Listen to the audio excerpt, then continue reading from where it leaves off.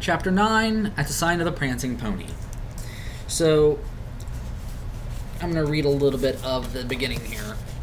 It says, Bree was the chief village of the Bree land, a small inhabited region like an island in the empty lands round about. Besides Bree itself, there was Stadel on the other side of the hill, Combe in a deep valley a little further eastward, and Archet on the edge of the Chetwood. Lying round Bree Hill and the villages was a small country of fields and tamed woodland only a few miles broad. And we're told that men and hobbits dwell here together in Bree.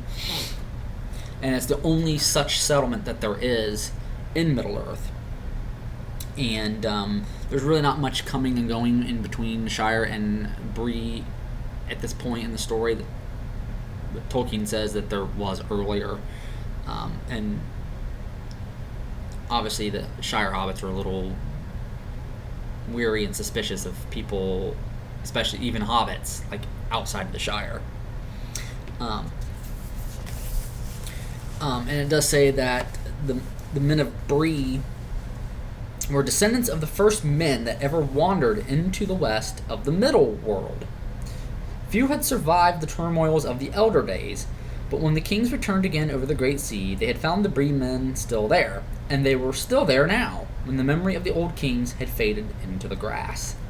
So Bree is a much, much older village,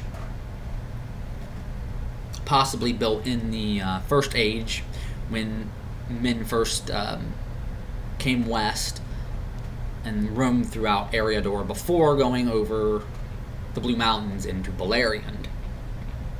And then when the men of Beleriand, the Edain, went to Numenor, and they eventually came back to Middle-earth, the men of Bree and Bree were still there.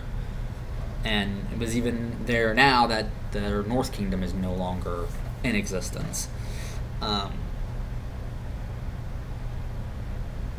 It also says, in those days no other men had settled dwellings so far west or within 100 leagues of the Shire.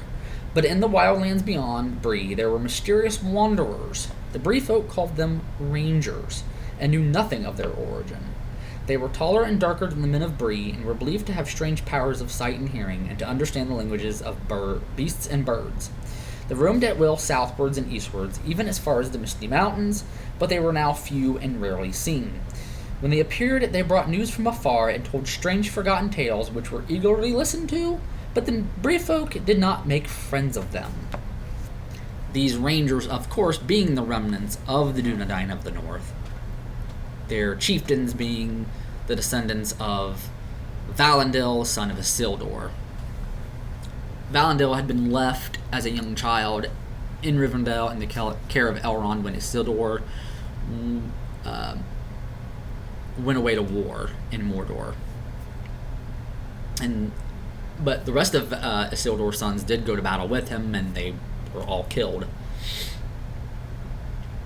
But I don't think they were killed in the war. I think they were killed when he was killed, when he was ambushed by orcs, when he was on his way up north after becoming king of both kingdoms. And but anyway, they get into the village, and they come across the gatekeeper, Harry Goatleaf is his name, and he's kind of suspicious of them because there's been some really weird people coming in and out of Bree, and so he lets them in.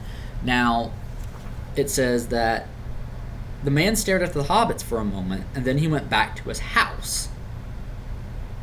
It's a possibility. I do think it says in Unfinished Tales that he might be a spy, so he's kind of spying on them. He kind of knows that this is who the Black Riders are looking for. As soon as his back was turned, a dark figure climbed quickly in over the gate and melted in the shadows of the village street. Now, at first I thought, oh, this is a ring wraith. Turns out, no, this is actually Aragorn. And it does say in the Lord of the Rings Reader's Companion that it's a very odd choice for him to... It's strange that he would choose this way to enter Bree. And I totally would agree, because, you got these the Black Riders all are, roaming around. why would he kind of act like one of them? Because I could definitely see them doing this. If you read Unfinished Tales, it does say that there are men in Bree that were spying for Saruman, but then they came across the Witch King, and he kind of, or maybe it wasn't the Witch King, it was one of the Ringwraiths, maybe all of them, and they kind of, scared them into spying for them instead of Saruman.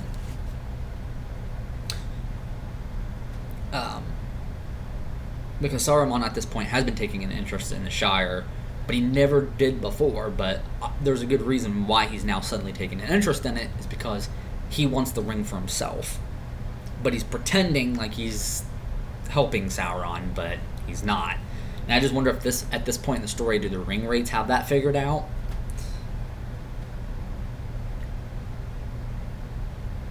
Anyway, they get in there, they meet the innkeeper, and he shows them to a table and stuff, and they eat and drink or whatever, and then they go decide to mix into all the crowd that's there.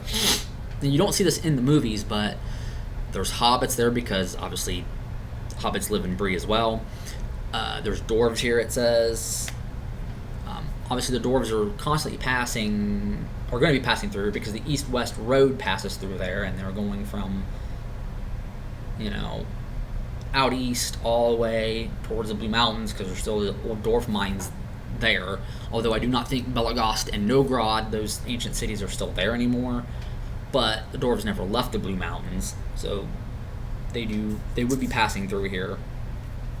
And and of course, Merry decides to leave and go out for a little walk outside. And so he's not there in the rest of this chapter. Frodo does briefly talk to Aragorn, or Strider, as he's known at this point. And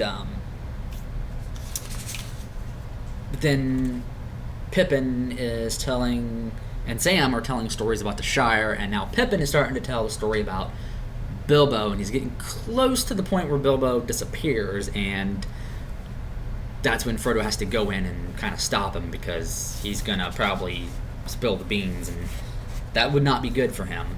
And so they're all the people are like, oh yeah, sing us a song. So he sings them a little song, and then they're like, oh, Barliman has to hear this. So let's sing some more and sing it again. And they start singing along with them. And at one point in the song, Frodo falls off the table that he's dancing on.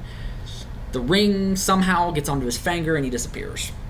And everyone's just like, oh, what's going on here? And they become a little bit frightened of him and of Pippin and Sam, and kind of back off away from them. But he goes, takes the ring off, goes back to talk to Strider for a minute, who says, oh yeah, I want to have a conversation with you later. Barliman and Butterbur also said the same thing, because he's like, there's something I'm supposed to tell you, and I don't remember, but I'll think about it, try to remember it, and then I'll come back to you. I want to have a little talk. So there's two people here that want to talk to Frodo. And of course, the men here are freaking out and stuff, and Bartleman's like, hey, as long, he's not here, okay, he disappeared, but, as long as he pays in the morning, I don't really care what he does. And that's pretty much the end of the chapter there. One thing I do want to make mention of before I end here is that there is one of the Breelanders has been kind of watching Frodo, and there's this man from the south. Here he's known as the Squint-Eyed Southerner, and when Frodo disappears, they slip out quietly together. And we do learn in the next chapter that the Breelander, his name is Bill Ferny, and he has a very bad reputation in the Shire. This is, of course, another character that got cut out of the movies, because a lot of this chapter is not in the movie. Like in the movie, Frodo does stop Pippin from talking too much, but not by singing a song. And of course, in the animated Lord of the Rings movie, they do it just as it is here in the book. But yeah, So next chapter, we're going to hear from Strider. So hope you enjoyed this video, and I'll see you soon with the next one.